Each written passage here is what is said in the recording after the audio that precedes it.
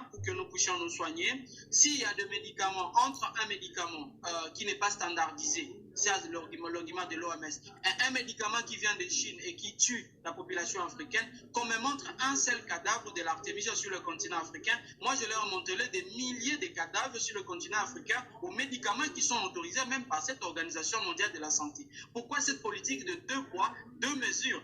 Une plante médicinale qui ne tue personne, vous voulez l'interdire. Mais de médicaments qui tuent les gens sur le continent africain, et c'est vous-même, même l'Organisation mondiale de la santé qui fait des rapports, personne ne veut interpeller ces gens. La législation, elle est faible. Les trafiquants de faux médicaments sur le continent africain restent impunis. Donc, on ne le finit pas. On comprend, docteur, que ce n'est pas évident de vous lancer dans ce que vous faisiez ou dans ce que vous faites quand vous n'avez pas des moyens ou de soutien. Et vous en êtes arrivé même à l'enlèvement. Parlez-nous de ça. Vous avez été enlevé? Oui.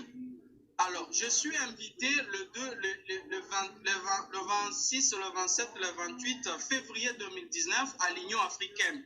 Tellement que mes recherches commençaient à attirer un peu beaucoup de curiosité. Malheureusement, une fois de plus, Marius, et au Congo, ça passait comme si rien n'a été fait, en fait.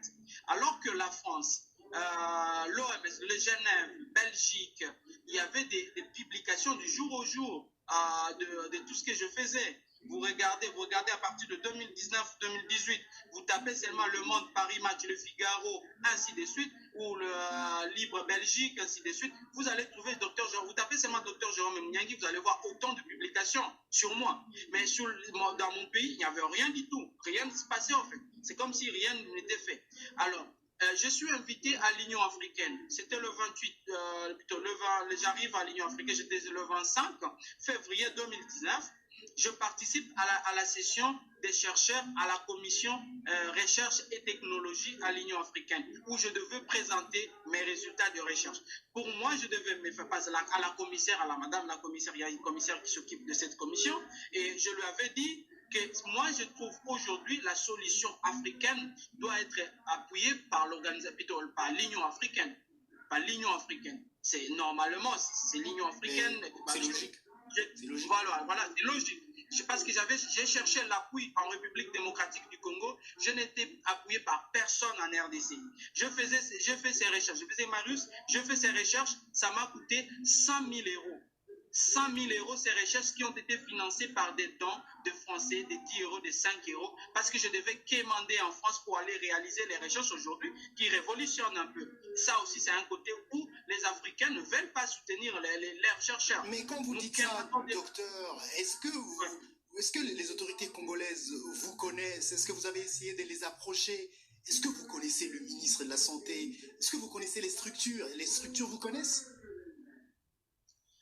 Marius, vous savez, quand un chercheur arrive à être cité par l'Organisation mondiale de la santé, ça veut dire qu'il a touché à un point sensible de la santé mondiale. Ça, c'est très important que je vais insister. L'OMS ne touche personne. L'Académie de médecine, je suis le seul médecin noir sur qui une académie, des savants, des prix Nobel, siègent et veulent interdire ces recherches. Pour d'autres personnes qui ne veulent pas avoir, qui veulent seulement avoir un côté, ils vont dire oui, peut-être ils ont trouvé, mais pourquoi on fait ça? L'OMS ne prend pas des décisions sur des petites recherches. Non, pas du tout. Ça n'intéresse pas l'OMS.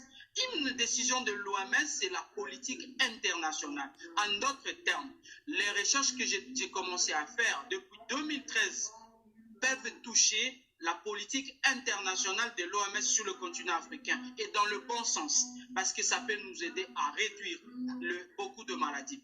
Donc, en revenant un peu à votre arrestation. Oui, à mon arrestation, je rentre à Kinshasa avec Ethiopian Airways, c'était le 28 février. Je rentre chez moi, bien sûr, parce que quand je suis rentré, et j'étais déjà pris comme enseignant, chercheur à la faculté de médecine de l'université de Lubumbashi et de l'université de Kolosi, où je donne cours d'ailleurs à la faculté de médecine. Donc, je commençais à impliquer, à enseigner et à faire mes recherches.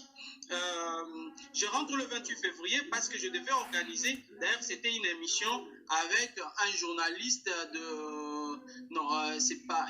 qui présente l'émission Étoile sur la radio Okapi. La radio Okapi, bon, je ne peux pas vous aider. c'est pas très Ok, important. donc là, merci, merci. Ouais. Désolé. Bref, je rentrais un peu à Kinshasa et je suis logé dans un hôtel j'étais logé dans un hôtel juste en face de l'Académie des Beaux-Arts de Tallinn, voilà. En fait, les gens qui connaissent un peu Kinshasa. À 23 heures, Marius, je rentre de mon hôtel, j'étais en train de discuter avec les amis. À 23 heures, je vois 7 policiers qui viennent, ils m'entourent, ils m'encerclent. Il y a un qui dit, c'est docteur Jérôme. C'est à 23 heures, docteur Jérôme. Et on m'amène directement menotté, frappé. Je ne savais pas pourquoi on me frappait, pourquoi on me menottait. On me menotte, on me frappe. On m'amène dans une station de police qui est à côté. Juste là. Et j'arrive là avec mes menottes à main. J'étais accompagné d'un ami je rentrais à mon hôtel, j'étais accompagné d'un ami. Et c'est l'ami là, je confie mes téléphones, je lui dis, je lui passe déjà 2 ou 3 numéros importants à appeler. Donc je demande d'abord mes collègues à Paris et quelques médecins ou les professeurs que je connais à Kinshasa. Je reste là jusqu'à minuit. Et je vois, et les gens sont en train de parler. Mokonzi, Hazard, donc il est là. Et je ne savais pas. Il y avait mon ami qui me disait, sois calme, tu dois savoir. Et puis je vois un petit taxi qui arrive, comme on appelle les jargons à Kinshasa, on appelle les ketch. Un petit taxi en jaune. Et là-dedans, il y a 2 hommes qui n'étaient pas en uniforme, en civil. C'est par violence même que je suis entré dans ce taxi-là. C'est par violence. Heureusement, j'avais un ami qui me tenait vraiment, et on avait vraiment une résistance. Moi, j'étais déjà menotté et lui s'est tenu à moi. Bref, on est tous entrés dans ces pas tellement ils ont appelé les secours des policiers qui étaient là. On m'a jeté comme, je sais pas, un sac de foufou. Ouais, exactement, un sac de foufou dans le véhicule et rentre direction, je savais là où on est parce que je connais la ville. Et là, on arrive à l'IPEKIN, à l'inspection provinciale de Kinshasa. C'est là où on arrive, on entre, et c'est de suite. Pas de trucs, et directement dans une cellule. Je passe une nuit. Premièrement, on appelle les connaissances arrivent. Où est le mandat? Il n'y en avait pas. Où est le mandat? Il n'y en avait pas. Pourquoi vous l'avez arrêté à 23 heures? Personne ne donne une explication. Il fallait attendre le lendemain, parce que c'était un certain vendredi. Il fallait attendre le samedi.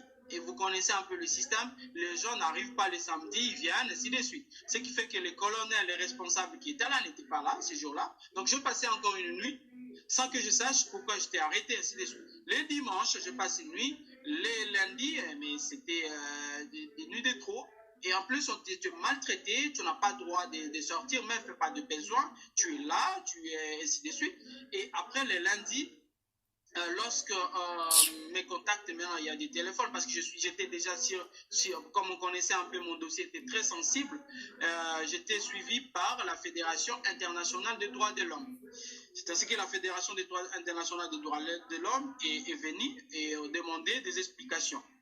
Et c'est le moment même que la Fédération internationale des droits de l'homme vient nous réclamer quel est le mandat et pourquoi vous l'avez arrêté, qu'ils sont en train maintenant de faire un mandat. Ça a été fait sur place le lundi, j'étais arrêté vendredi, mais un mandat est fait le lundi.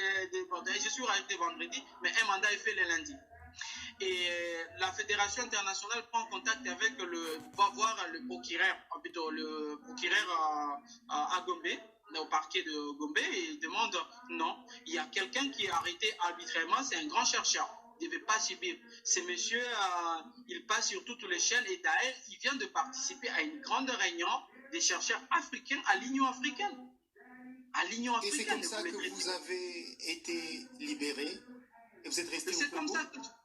Et voilà, c'est comme ça que j'ai été libéré et ma sécurité n'était pas parce que garantie et j'ai décidé avec mes amis et mes collaborateurs, tous les gens qui étaient là et grâce surtout encore à la diplomatie de la France, c'est que j'ai décidé de quitter la France et j'ai quitté la RDC, c'était au mois de mars, parce que c'était déjà au mois de mars. Et je suis rentré au Kenya d'abord, au Kenya, et puis je suis parti en République centrafricaine où j'avais certaines activités. Après, République centrafricaine, à l'ambassade de France. Et après, c'était mon arrivée, bon, une fois mon retour, une fois de plus en France. Voilà comment vous êtes en France. Depuis lors, je suis en France. Docteur, oui. Merci de nous avoir raconté votre parcours et votre vie. C'est un parcours d'un vrai combattant, un parcours des grands hommes dans ce monde que vous êtes. Et je suis très fier de vous. Et je vous souhaite beaucoup de courage pour la suite du combat.